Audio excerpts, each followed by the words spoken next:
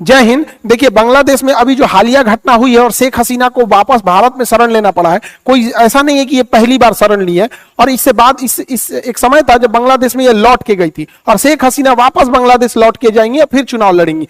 इसके बांग्लादेश में आखिर ऐसा क्यों हो रहा है, इसको जानने के लिए हम लोग को आजादी के समय से एक लंबे इतिहास से पीछे चलना पड़ेगा। जब ये पश्चिमी पाकिस्तान और पूर्वी पाकिस्तान एक ही थे, यहाँ पर ये दोनों एक ही थे, और इनके संसद भवन को नेशनल असेंबली कहते हैं। जैसे हमारे यहाँ पार्लियामेंट संसद भवन कहते हैं, इसको नेशनल असेंबली कहते हैं, जिसमें 300 सीटें हैं। बहुमत के लिए 151 चाहिए तो सरकार बना लेंगे। जब चुनाव हुआ तो वहां दो प्रमुख पार्टियां लड़ रही थी। पाकिस्तान पीपुल्स पार्टी की ओर से थे जुल्फिकार अली भुट्टो, और अवामी लीग की ओर से लड़ रहे थे शेख मुजीबुर रहमान। शेख मुजीबुर रहमान ये पूर्वी पाकिस्तान के रहने वाले थे, और जुल्फिकार अली भुट्टो जो थे वो पश्चिमी पाकिस्तान के थे। चुनाव में जो होता है, जुल्फिकार अली भुट्टो हार जाते हैं, इन्हें केवल 86 सीटें मिलती हैं, जबकि बहुमत के लिए 151 सीटें चाहिए होती हैं। इनकी पार्टी पाकिस्तान पीपुल्स पार्टी हार जाती है, जबकि शेख मुजीबुर रहमान की पार्टी अवामी लीग 167 वोट पाती है, यानी 151 से ज्यादा पाती है, 40% वोट पा जाती है। आप ऐसे ही समझिए कि मोदी जी को 36% वोट मिला है, बीजेपी को 36%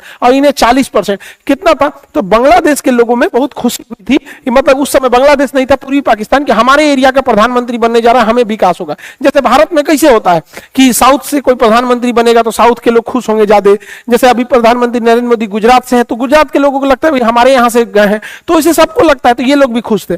तो जब ये शपथ लेने यहां गए ना, तो ये जो थे जुल्फिकार अली भुट्टो, यहिया खान से मिलकर इनको जेल में बंद कर दिया। कहा कि नहीं, तुम बंगाली है, तुम लोग कैसे प्रधानमंत्री बनेगा। तो ये लोग ना यहाँ के लोगों को बड़ी हीन नजर से देखते थे, काला बोलते थे, बंगाली बोलते थे, उल्टा सीधा बात बोलते थे यहाँ के लोगों को। और ये लोग तब देखे लो कि भैया इतना तक तो डिस्क्रिमिनेशन चल रहा था, बट इनके प्रधानमंत्री को जेल में डाल दिया गया, तो यहाँ बगावत हो गई। जब बगावत हो गई तो शेख मुजीबुर रहमान को छोड़ा गया, और जब वो छूट के आए बांग्लादेश में, तो उन्होंने कह दिया कि बांग्लादेश, ये पूर्वी पाकिस्तान अब पाकिस्तान का भाग नहीं रह सकता है, हमें अपना अलग बांग्लादेश बनाना पड़ेगा। और इसके लिए एक लंबा आंदोलन छेड़ दिए यहाँ पे। जब यह आंदोलन छेड़ा गया तो ये जो खचरा है जुल्फिकार अली भुट्टो, इसने वहां भेजा जनरल टिक्का खान को। जनरल टिक्का खान जब बांग्लादेश पहुंचा, उस समय पूर्वी पाकिस्तान था, तो यहां पर आंदोलन कर रहे लोगों पर इतना अत्याचार किया कि बांग्लादेश में, यानी उस समय का पूर्वी पाकिस्तान में, इसने ऑपरेशन सर्च लाइट चालू किया और 30 लाख लोगों की हत्या कराया था।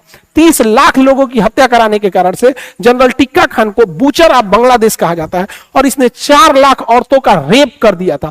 अपने देश की 4 लाख महिलाओं का रेप किया, और यह कह के किया कि रेप करो ताकि इससे जो अगली बच्चे पैदा होंगे रेप के कारण, तो वो पश्चिमी पाकिस्तान का डीएनए उसमें ज्यादा पाया जाएगा, और वो लोग आजादी की मांग नहीं उठाएंगे। यहां पर इस तरह का ये नीच आदमी था। इस जघन्य अपराध के बाद यहां पूर्वी पाकिस्तान से शरण लेने के लिए भारत में लोग भागने लगे, जैसे तैसे अपनी जान बचा के भागने लगे।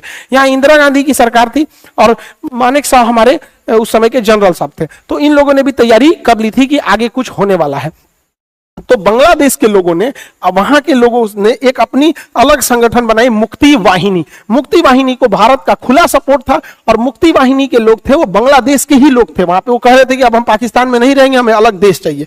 जबकि यहाँ पे जो जनरल टिक्का खान था, उसने 3 ब्रिगेड बनाया था, अल बद्र, अल शम्स और रजाकार, जिसमें सबसे जालिम जो थे सब वो रजाकार थे। सबसे ज्यादा रेप किया, सबसे ज्यादा मर्डर किया तो ये रजाकार थे सब। रजाकारों की संख्या 50,000 थी। ये 50,000 मिलके 30 लाख लोगों को मार दिए सब, और 4 लाख से ज्यादा महिलाओं का रेप किए सब यहाँ पर। और इधर से लड़ रही थी मुक्ति वाहिनी। मुक्ति वाहिनी का भारतीय इंडियन आर्मी सपोर्ट कर रही थी। अंततः मुक्ति वाहिनी की जीत हुई, और ये पाकिस्तानी बेशर्मों ने 93,000 फौज ने सरेंडर किया। दुनिया का इतिहास है कि 93,000 फौजों ने सरेंडर नहीं किया। देखिए, हथियार जमीन पे फेंक दिए लोग, अपना बेल्ट उल्ट उतार के ऐसे सरेंडर करके, यहाँ नियासी साहब सरेंडर कर रहे हैं यहाँ पे, और ये बहुत आइकॉनिक फोटो है यहाँ पर। तो यहाँ हो गया, इस प्रकार बांग्लादेश का निर्माण हुआ। अब बांग्लादेश का निर्माण हुआ, यहीं से विवाद चालू हुआ। पाकिस्तान देखना नहीं चाहता था शेख मुजीबुर रहमान को, और शेख मुजीबुर रहमान का साथ दिए थे उस समय के आर्मी जनरल जियाउर रहमान। तो जियाउर रहमान और शेख मुजीबुर रहमान दोनों दोनों मिलकर बांग्लादेश की स्वतंत्रता में आंदोलन में भाग लिया था। लेकिन जियाउर रहमान का कहना था कि हमारा उतना नाम नहीं हुआ, ज्यादा नाम इनका हुआ। रीजन क्या है, ये पॉलिटिशियन थे, वो सेना के आदमी थे, तो सेना के आदमी का बैकग्राउंड उतना पता नहीं चलता यहाँ पे। तो यहाँ पर इन्हें फादर ऑफ बांग्लादेश कहा जाता है। बांग्लादेश की स्थापना किया, और जैसे हमारे यहाँ father of nation Mahatma Gandhi को कहते हैं, वहां शेख मुजीबुर रहमान को कहते हैं। ये भारत के प्रति बड़ी अच्छा इनका विचारधारा था, सेकुलर विचारधारा के थे और सबको लेके चलने वाले थे। लेकिन पाकिस्तान इनके पीछे पड़ा था और पाकिस्तान चाहता था इन्हें मरवा दिया जाए, और हुआ भी ऐसे ही। आजादी के महज 1972 में पाकिस्तान ने मान्यता दिया बांग्लादेश को। 3 साल बाद 15 अगस्त 1975 को शेख मुजीबुर रहमान अपने घर में थे। उस समय आर्मी के कुछ लोग आए,